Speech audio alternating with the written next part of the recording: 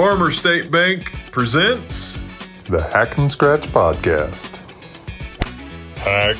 You know. Now what's the problem? I'm catching on the hosel, right? Yeah, right. Moving my head? Yeah. I'm laying it off? Well, that too. I'm pronating? When you're not supinating. I'm clearing too early. I'm clearing too late. My God, my swing feels like an unfolding lawn chair. And scratch. It was 65 today. What did it feel like it could have or should have been? That's just a terrible question. Next question. Awful.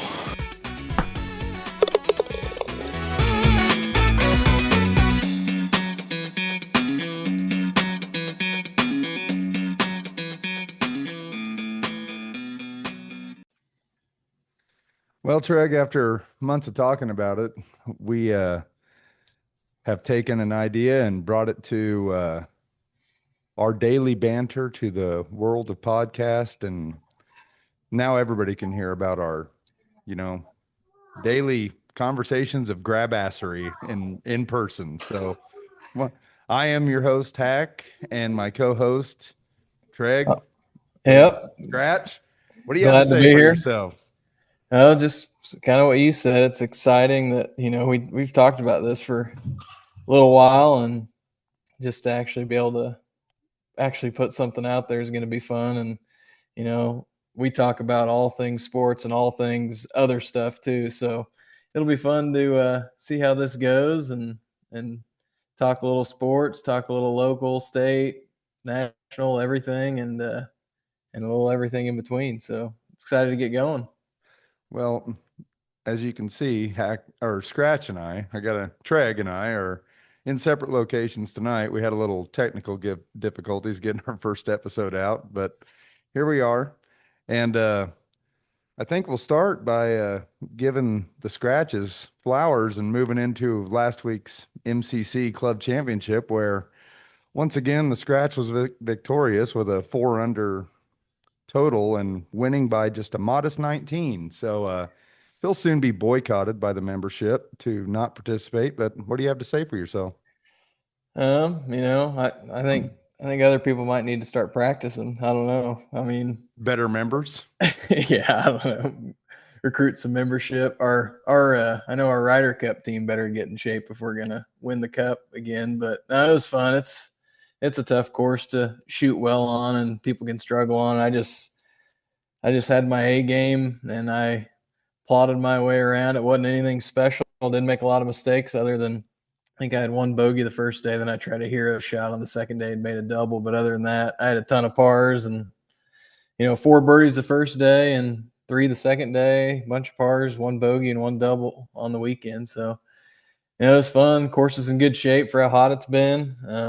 But I played 36 holes without a bogey or without a birdie, by the way. So I got that going for me. Well, what about you? You won your fly. I think you need to talk a little bit about that. Yeah, we could, but I win by 4. It doesn't happen very often. I've been told I fold like a cheap suit, but this time it didn't happen. Yeah, so I was happy to walk away with some envelopes. Yeah. What was your first day score and your second day score? 79-81. I'm an 80 golfer. Yeah. What's your gin? Well, it's increasing. Yeah. 9.5, I believe. That's perfect. Yeah, that's good. Yeah, I mean, our Saturday round was pretty entertaining, wasn't it? Well, I was gonna just ask you. I mean, let me share my screen here real quick and see if anything like this has ever happened to anybody. This is our friend. Let's look. This is our friend Ernie Els. Yeah, this is a tough scene from Ernie. Well, as I said to you earlier, this guy down here in the lower right, his playing partner, that was me. I had to still putt. Yeah. And a lot of you guys don't know this, but this kind of looked like somebody in our group on Saturday.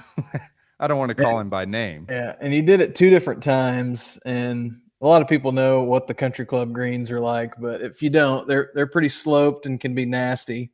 So I didn't know what happened the first time he did it. It was on hole 5. I made a par putt. That happened the first time he did it right there. Yeah, he tried to tap it across and went in. So I chipped it up and tapped in my par, and I walked back to get my wedges. And he had a Ted, we'll call him, That'll be a good name for him. he had a 3 or 4 footer, and I turned around and he was looking at you and Brett like, what the heck just happened? He you only see that stuff on TV, I think is what he said. Then we get around to 10, and Hack here has about a 3.5 foot slider, and Ted has about 5 feet for par, and walks off of that thing with a triple. I mean, he hit it back and forth, and he looked at us, and I remember Zach saying, "Do you need to mark it?" Or Yeah, after his third putt, I offered to, why don't you take a mark and collect your thoughts?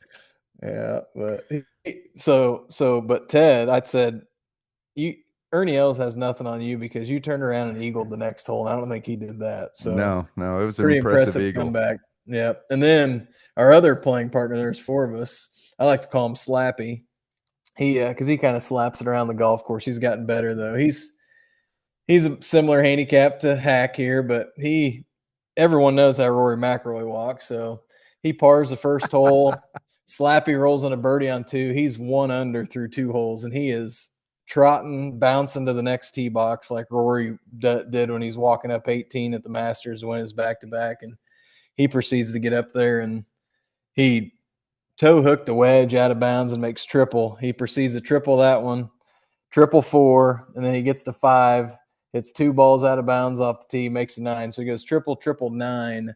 And I mean, the guy hadn't shot over 82 all summer, and he ends up with a 95, and he just we were all imploded. expecting him to just walk off the course after about that second ball out of bounds. So he had enough. He gutted out. So that was the same hole Ted had his mishap, and Brett was finishing the hole with a 9 with a red ball. Oh yeah, we called him Red Ball for a hole or 2. Yeah, that was some good stuff. Well, I'd be remiss if we didn't bring up the fact that if you weren't there, the next 6 spots in the gross handicap tournament would have been separated by only 6 shots. So it would have been a hell of a competition if you wouldn't have ruined it for everybody. Yeah, I get that sometimes. My game wasn't as good last year for some reason, which I did play good in this one last year, but overall my game this year for some reason has been a lot better. So golf's that way, it comes and goes, but it's always fun to play in that tournament and play that golf course. So. Well, someday I'll find out. We'd also be a little remiss if we didn't announce the low net total for the weekend, and maybe known as the largest sandbagger now. He'll probably be getting some grief, is our old buddy Brad, who was the champion of the tournament if it was a net tournament. Yeah, old Yip Strickler would be all over him. I think Brad turns in a 20.8 handicap and fires an 83 out there and just roast everybody on Sunday. Wins the day money, wins the net, wins the gross. I mean, yeah, there'll be members posting his scores from now on, I'm sure. Yeah, I'm sure, but he'll take it well, I'm sure. Yeah. Well, let's talk about the people who actually get paid to play this sport. And last week, which as we film this on Thursday, round 1 of the Tour Championships actually already been completed. But the BMW, Scratch and I and a friend of ours, Myron, have created our own fantasy golf league, and Scratch has struggled basically the entire summer, but has now picked back-to-back winners to take the lead after he chose Wyndham. And so I'm looking up as we go to the Tour Championship as Wyndham Clark picks up not only a U.S. Open win, but now has won the BMW and is in the hunt for Player of the Year. Yeah, I mean, like Zach said here, everybody I picked was terrible this summer. I mean, I don't know how many cuts in a row Scotty made, but I had the first pick for the Genesis Scottish Open, so I picked Scotty, and he goes and misses his first cut and who knows how long. So I've had some bad luck, and then these big purses come along, and our standings are based off money. And luckily I picked Scotty the week prior, and then I got Wyndham this week. So I'm all of a sudden at the top with winning some big purses for my players. But yeah, Wyndham, He's a streaky player. When he gets hot, he is one of the best in the world, obviously. But there's always a little allegations about the guy. He Here, got hold on accused. real quick. I Yeah. have a reason why he might. Is this possibly a reason why he's playing better? I mean, I God. mean, yeah, I mean that he's got to be happier off the course now. I think because he always had some anger problems, but Yeah, I mean, he's been known to destroy a locker room or bang up his clubs or bag or something on a microphone, but he's also caught some heat.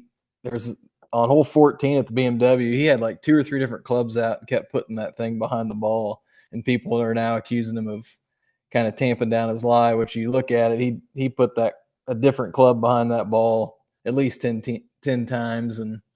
But you know what? He was the one that didn't fold down the stretch, and our favorite guy, maybe not, Rory, was the one who got there and just folded like a cheap suit. Well, I'll say not favorite, but yeah. Mm-hmm.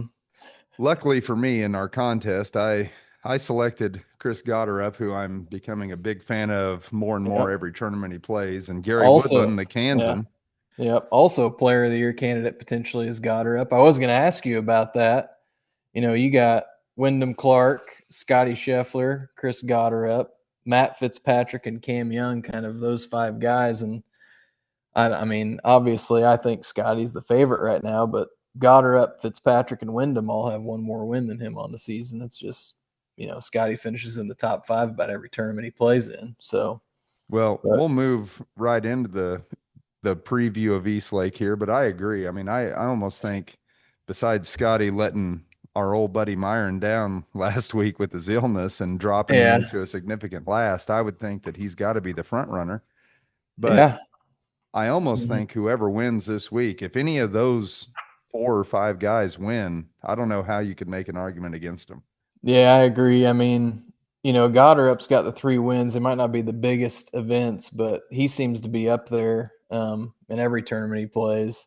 Then Cam Young was on a tear for a while. He's kind of fallen off. He got back, almost won the Open Championship, and then Wyndham gets on these hot streaks, and if he wins this week, I think he for sure wins it. I think if Scotty wins this week or Wyndham wins this week, they for sure get Player of the Year. The other guys, it could definitely be a debate. But how about Fitzpatrick having 3 wins and with his brother, and now his brother's in the Tour Championship? That's pretty crazy.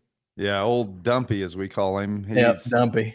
He's had a really good season, and actually he's kind of been Scotty's kryptonite when they've been paired together. Every time they pair them together, it seems like he outplays Scotty. But if he could win this week, I don't know. Again, I don't know how you could not give him Player of the Year, as he has won some big tournaments and would have 4 wins on the year. He's got 3 now.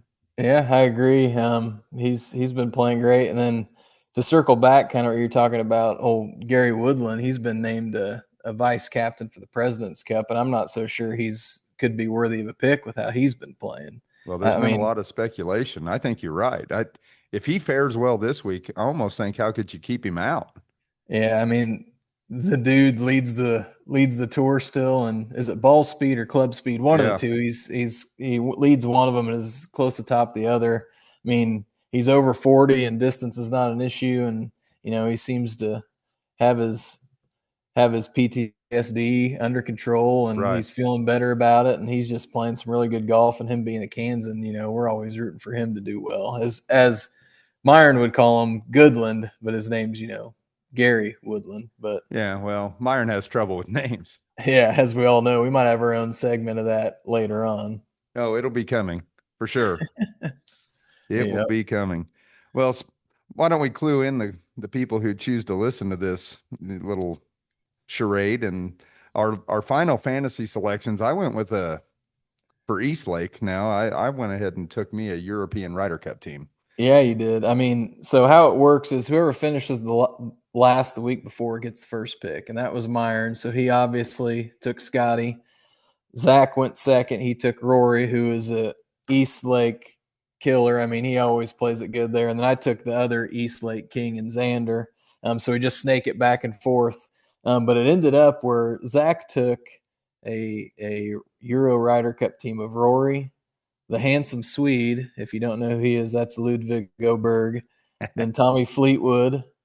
We probably shouldn't say his. Yeah. Leave his nickname out of it. Fleetwood, and then Matt Fitzpatrick, aka Dumpy, and then Victor Hovland. Those are all really good Ryder Cup players, and they've all had success. Victor won the Tour Championship in 2023. Tommy Fleetwood won it last year. I think Rory's won it 3 times. Ludwig doesn't have the greatest track record here, but we all know how he's. I'd still argue he's like the top 3 most talented guys on the entire tour. And then Dumpy, when he's been here, he's played pretty solid, which is Fitzpatrick again. So I really like your team, other than their Euros. They're on paper. I like them. Well, I wouldn't like them if we were playing a Ryder Cup, but I guess I have to like them this week, especially my first pick, who I typically never root for. Actually, I don't think I've rooted for him since he first came out, but that's another story, especially since LIV. Yeah. Whereas Treg, he about had an American. Well, he does have an American Ryder Cup team. I do. Xander and Colin Morikawa, which as we record this, played really well today. Yep, he did. And then Wyndham went back to the well with Wyndham. Sure, why not? I mean, he won you $3.6 million last week. Yep. And Patrick Cantley, as we called DeWalt. Who wouldn't want to be sponsored by DeWalt as a golfer? Man's man. And then the Georgia Bulldog, Russ Henley, rounded out his squad. You know what his scorecard looked like today? I haven't seen it. I'm watching it kind of through my. It's kind of like your scorecard, but with all pars instead of all bogeys. Shut up. He made 18 pars today. Yeah, I don't make 18 bogeys. It's usually about 9 and 9. Yeah, pretty vanilla. It is. I can't get those red figures, that's for sure. Yeah. Well, Myron had the first pick, and of course, who could blame him? He took Scotty. He's got Cam Young and one of my favorites, Chris Gotterup. Another one of my favorites in Siwoo, and then Sam Burns. So yeah, his team are the guys I root for the most out of anybody. I mean, I'm a big Scotty and Cam Young guy, and then Siwoo Kim just cracks me up. He's one of my favorite guys. He's pretty funny dude. Oh yeah, if you're out there and haven't watched any clips or have any interest, you should look up some Siwoo clips. They will entertain you. He's a funny guy. Oh yeah, yep. But well, our standings going into the week is now Treg, after back-to-back wins, has $15.38 million. The hack here, I have $14.15 million, and Myron has fallen back to $9.5 million. So there's a lot of money at stake this week, and I guess we'll see who wins our. What did we bet? Is it $20 or lunch? 20, I don't know what we got. $20 and some bragging rights. I do have a question for you. What's that? So if we were doing a Ryder Cup lineup with yours versus mine in singles, and we got to pick back and forth, who are you sending out first? Since you're the Euros, you're the away, so you got to send somebody out first, and I'll rebuttal here real quick. Well, it'd probably be Fleetwood. I mean, he's been out fairly in the mid. He's usually in the middle, and when he won it for him the last time when he knocked in that putt against, I think it was Ricky. Was that right? Is that 2 Ryder Cups ago? But he'd be a steady guy to put out first. That would always give you a good chance. Fleetwood he's the man in the Ryder Cup. He always dominates the Americans. I'd probably counter that with another steady player. Hits a lot of fairways, hits a lot of greens. I'd probably send out the Bulldog first and Russell Henley. Yep. And then I'd counter back with Xander Schauffele.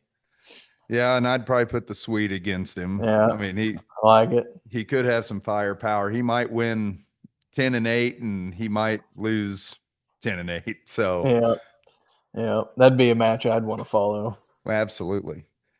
And then I don't know. I guess I'd round it out in some order. Probably Victor, Rory, and I think I would send Dumpy out last. Yeah, I would. Cantley would be my last one. I'd definitely save him for the end. He just seems to have a heroic thing about him, making putts late on a Ryder Cup evening, and But yeah. We'll have to get through the President's Cup, which will be an episode to come. So stay tuned for that. We'll preview that coming up here in a couple episodes. Well, also in the golf world, you think we watched the last LIV tournament? I think so. I mean, everything, they're supposedly working hard to find something, but all the reports and everything, that I'm hearing and reading, I think that's the last one that they're going to have. But who would you like to see back on the PGA Tour out of all those LIV guys? Well, I have a couple of favorites that went over there. I mean, I like Rom, and I think that's what everybody said. I mean, he's going to be the one that'll be welcome back. Probably maybe not with open arms, but there isn't anybody I can't imagine that doesn't want him back with his level of play. Yeah. Yeah. My favorites, and I think one of yours as well, but I've always been a Cam Smith fan and DJ. DJ's probably too old to come back, and he doesn't give a shit at this point, but I'd like to see him back. DJ somewhere on his yacht fishing with his father-in-law Wayne Gretzky, not really caring. But Cam Smith got back with his old swing coach, and he's been playing a lot better on LIV, and he actually was in the mix at the PGA this year, so I think he's playing better. But your top guys over there, Rom brings a lot. Bryson, wherever he goes, brings a lot. Cam Smith will bring some. And then, Waco Neiman is a heck of a player. Right. There's still a lot of guys over there that are good. And who knows, Anthony Kim could make an appearance at some point. He could move the needle a little bit if they let him into some of the events to help ratings. But I would think that if sponsors exemptions are still allowed in whatever the PGA becomes in 2028, I mean, I really believe that somebody would give him an exemption to get in because he would bring some ratings. Yep, especially at those lower event levels. They're not I can't remember what they're called, but they have a new structure in 2028. And, I think DJ, my hope for him to come back is probably long gone, but he was always one of my favorite. I'd love to see him back as well. But, well, like you said, I don't know that his give a damn is real high at this point in his career. And he's got his bag. He's made enough money, and he'll show up at the Masters Champions dinner with his COVID Masters champion, the only one ever played in November. Broke the scoring record too. Why not? I mean, everything's dead in Augusta at that time of year, and goes home with Paulina and calls it a day. Yep. Just don't hurt your back picking her up next time. Yeah. Rumors. Yeah, rumors. Yep. Well, Treg, tell us who has brought this little charade, our daily banter to us now. Do we have some sponsors, I think? Yes, we do. Hack and Scratch podcast is brought to you by Farmer State Bank. If you're looking for a local lender with local decisions and competitive rates, come see us at Farmer State Bank. We have locations in McPherson, Galva, and Lindsborg. Farmer State Bank, member FDIC, equal housing lender. And we'd also like to thank Greg Loving and his staff at the Citizen Journal, who has agreed to help promote this venture for us. Yeah. As we put it out. Yeah. The Citizens Journal, we're teaming up with them. Greg Loving has been great to helping us get this started. And he's going to kind of help us, with the tech stuff and get it released to platforms and sponsorships and things like that. If you haven't liked or subscribed with them, they do all local, state, national news. You can stay informed, stay up to date with all that. They have an app. You can subscribe. Thank you to them. Like Zach said, this is just, we bounced the idea off of Greg, and we were excited about it, and he was excited about it. So we're going to see where this takes us.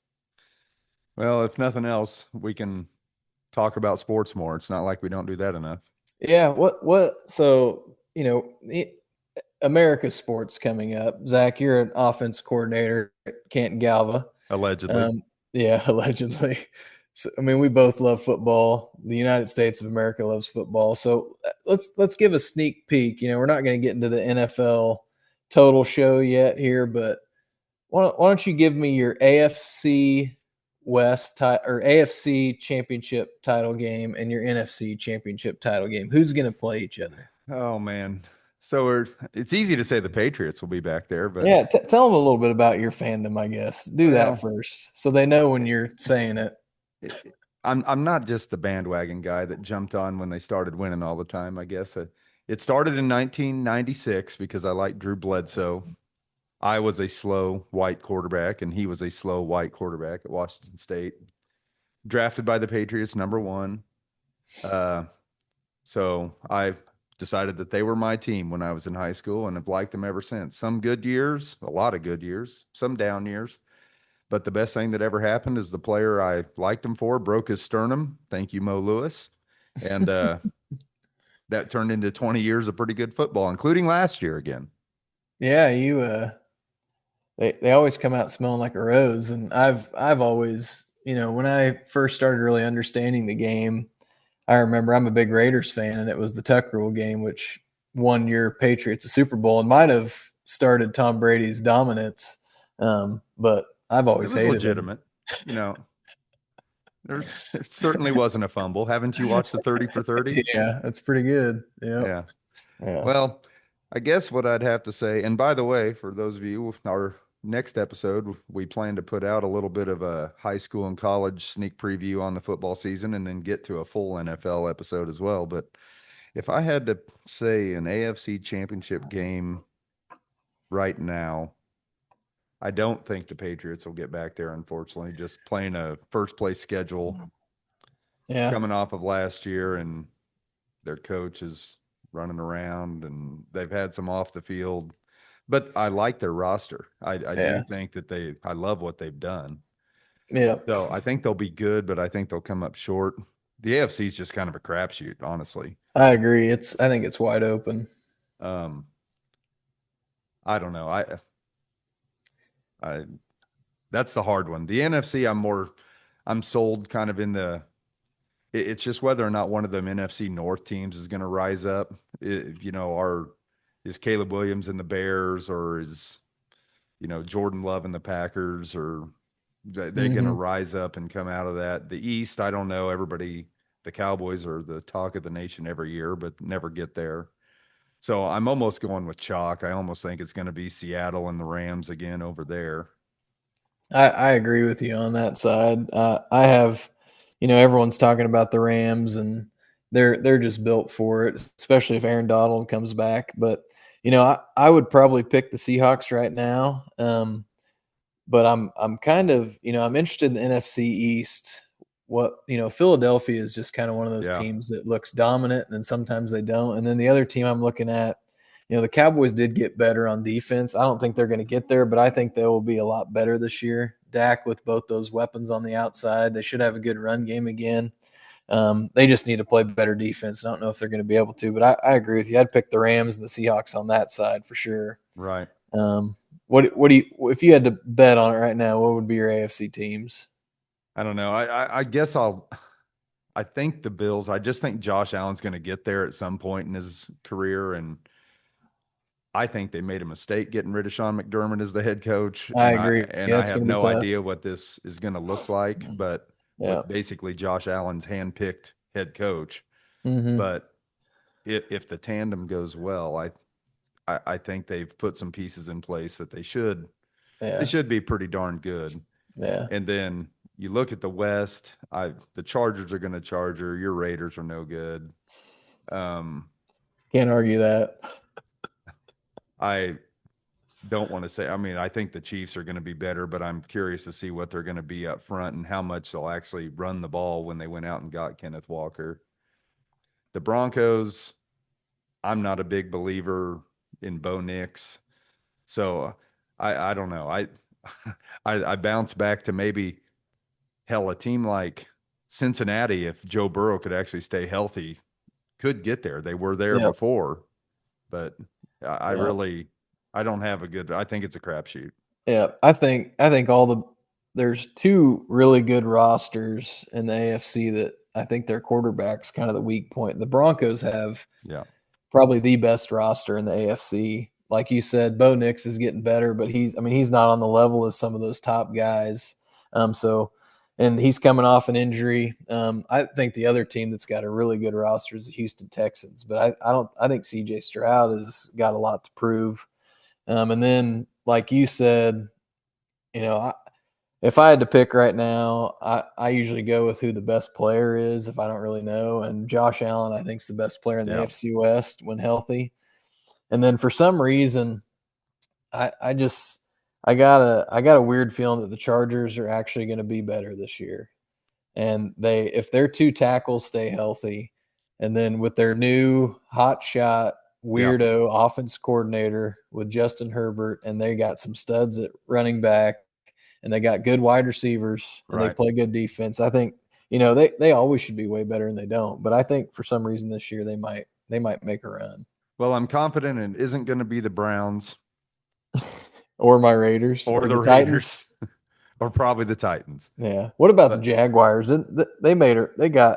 They had a heck of a season last year. Nobody's talking about them. Yeah, I do think they're going to be good. I mean, Yeah. their receiver tandem, and if Trevor Lawrence can put together another season like he did last year, and I'm a Liam Cohen fan. I think he's pretty darn good. He worked some magic with Baker in Tampa, and I think that they're a scary team. Yeah, I agree. And I'll just put one more thing before we finish with the NFL is, the Chiefs.